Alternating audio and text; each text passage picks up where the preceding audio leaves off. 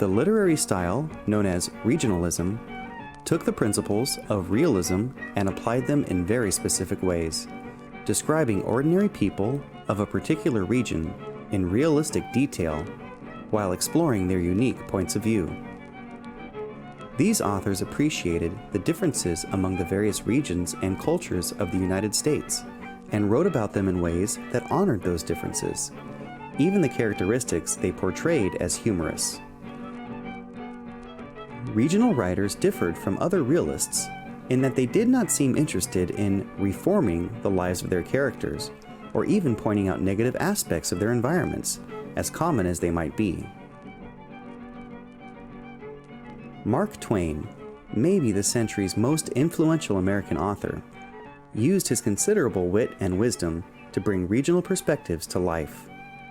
His depictions of every kind of character, from cheating gamblers to young world travelers to escaped slaves, helped define the American spirit of acceptance, ingenuity, and diversity.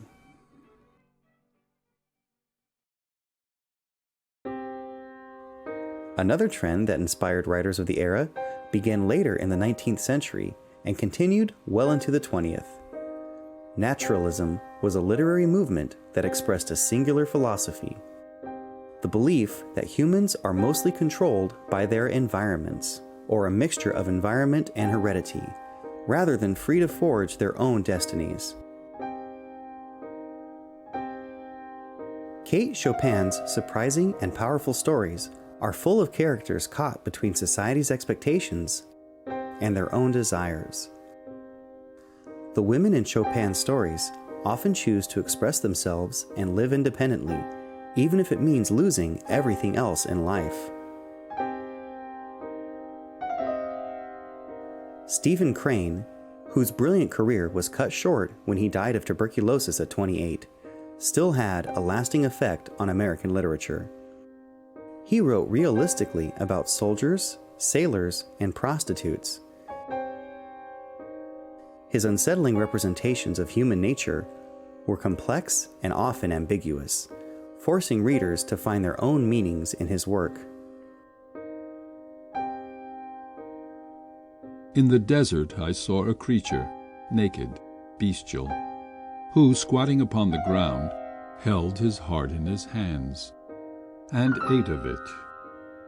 I said, "Is it good, friend?" "It is bitter," he answered, "bitter. But I like it because it is bitter, and because it is my heart." Charlotte Perkins Gilman's most famous work, The Yellow Wallpaper, was equally complex. It took naturalism's emphasis on environment to an extreme, exposing the effect of isolation and confinement on a patient recovering from mental illness. Unlike the romantic tendency to view insanity as a plot device for creating villains, as in the stories of Poe and Melville, Gilman presented depression realistically and sympathetically.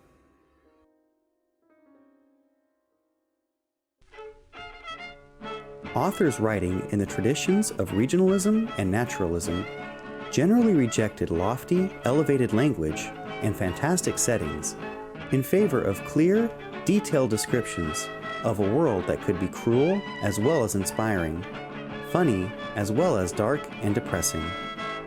Both movements continued the realist tradition of putting everyday people on the stage and letting them tell their stories in their own authentic voices.